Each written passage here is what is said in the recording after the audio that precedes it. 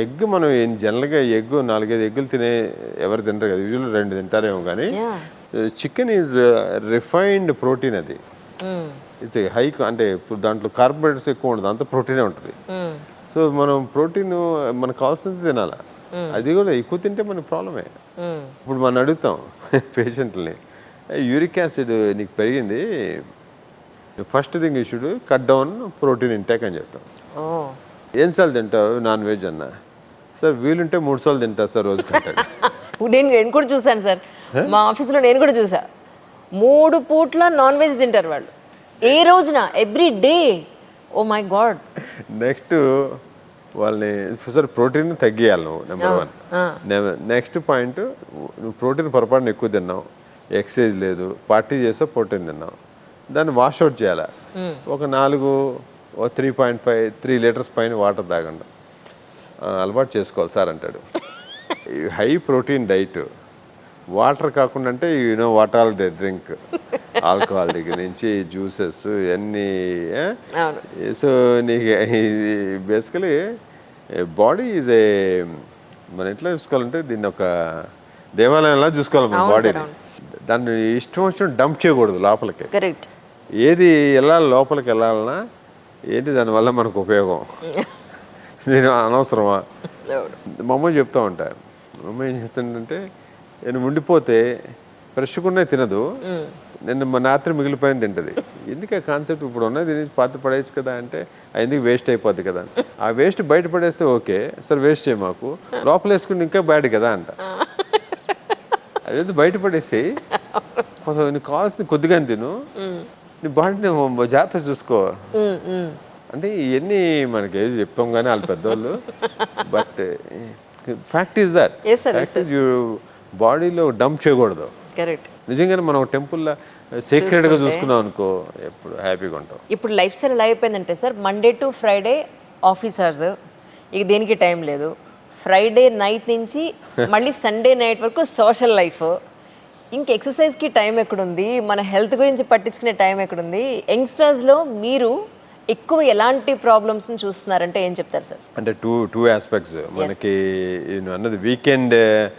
Weekend పార్టీయర్స్, అది it's a different group of people.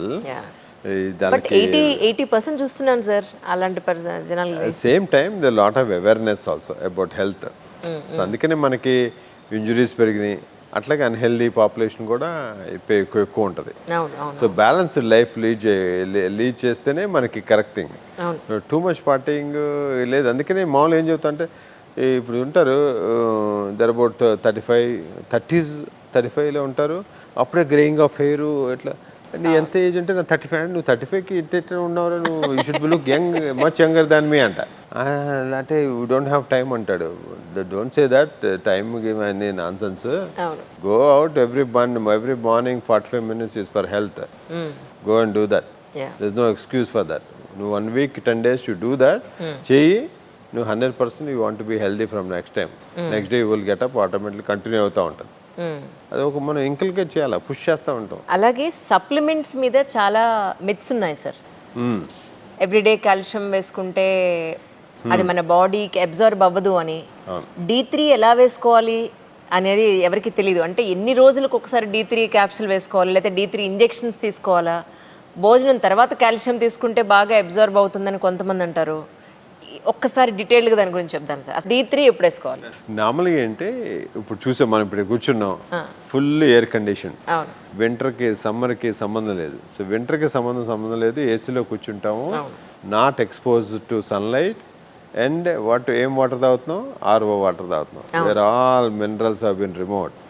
అంతే కదా. RO రివర్స్ ఆస్మోసిస్, దాంట్లో ఉండేది ఏంటంటే TDSలు ఇన్ని అంటాం కదా. So TDS is minerals. మనం ఎక్కువ హై మినరల్ కంటెంట్ తగ్గటానికి RO వాడతాం. ROలో మినరల్ కంటెంట్ 10కి వచ్చిందంటే దాంట్లో బేసికలీ డిస్టిల్డ్ వాటర్ తాగుతుందంటే దానిలో ఏముండదు. సో ఏమైంది, బాడీ విల్ ష్రింక్ అంతా.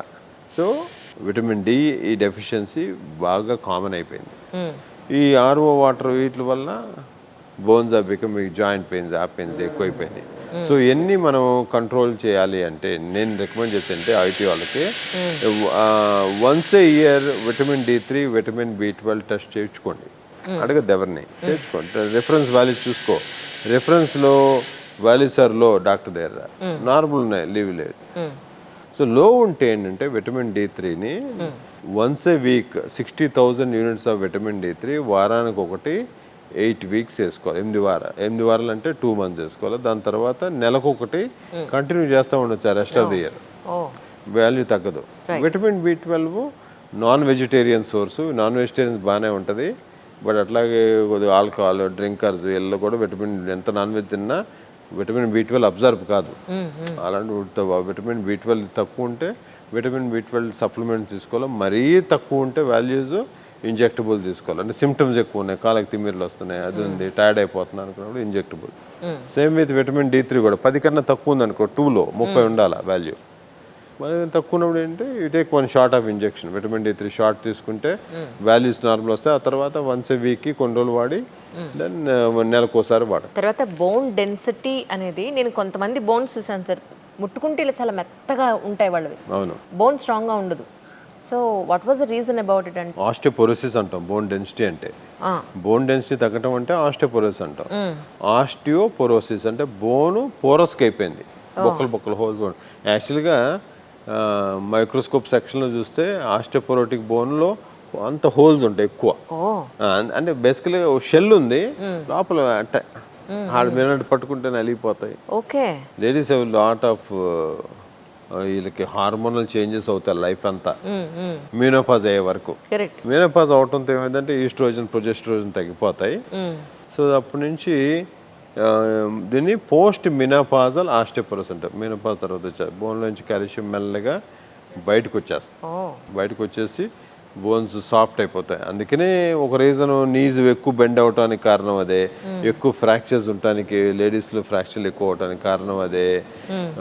ఎర్లీగా ఏజ్ లుక్ వచ్చేసేది ఆస్టియోపోరోసిస్ వల్లే. జస్ట్ ఇదే. అండ్ మెన్లో డిఫరెంట్. మెన్లో యూజువల్ ఆస్టియోపోరోసిస్ రాదు, ఎక్సర్సైజ్ చేస్తే ఎప్పటికీ రాదు. కాకపోతే 60కి వచ్చిన 60 తర్వాత సెనైల్ ఆస్టియోపోరోసిస్ అంటే ఏజ్ రిలేటెడ్ ఆస్టియోపోరోసిస్ వస్తుంది. వాళ్ళకి రాకూడదంటే, ఎవరికి రాకూడదంటే exercise is the ultimate solution. Exercise అంతే. చేసుకుంటూ ఉంటే డైలీ ఒక 45 minutes ఎక్సర్సైజ్ చేస్తే బోన్స్ వీక్ కావు. కానీ వెయిట్ ఎక్కువ ఉన్న వాళ్ళకి తొందరగా మోకాళ్ళు అరిగిపోతాయా అని అంటే? అవును, 100%. మనం ఏమనుకున్నాం ఇందాక, మన జాయింట్ 16 yearsకి డెవలప్ అయిపోద్ది. 16 to 35 వరకు చిన్న డ్యామేజ్లు అయినా రికవర్ అయింది. 35 తర్వాత రికవర్ అవుతుంది. సో నువ్వు దానిపైన 50 kgs బరువు వేసినా అదే మోకాలు, 100 kgs బరువు వేసినా అదే మోకాలు. సో 50 kgs వాడికి లోడ్ తక్కువ ఉంటుంది, 100 kgs ఉన్న వాళ్ళకి లోడ్ ఎక్కువ ఉంటుంది. ఆ ఉన్న కార్ట్లేజ్ తొందరగా పాడైపోద్ది. అందుకని నీ రీప్లేస్మెంట్ కొందరికి 50కే అరిగిపోతాయి, 40కే అరిగిపోతాయి. కొందరికి మనం చేసాం 84, ఎక్సలెంట్ 84.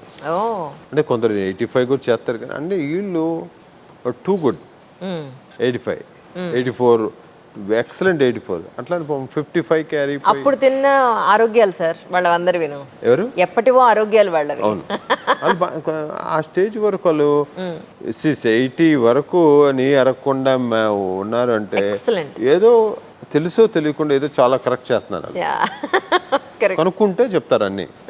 వీటి ఏం బ్యాడ్ హ్యాబిట్స్ ఉండవు.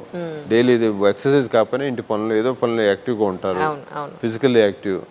అందుకని వాళ్ళకి విజువల్ అరగం. అమేజింగ్. ఈ ఎపిసోడ్ కొన్ని ఇంపార్టెంట్ పాయింట్స్ అయితే తీసుకున్నాను.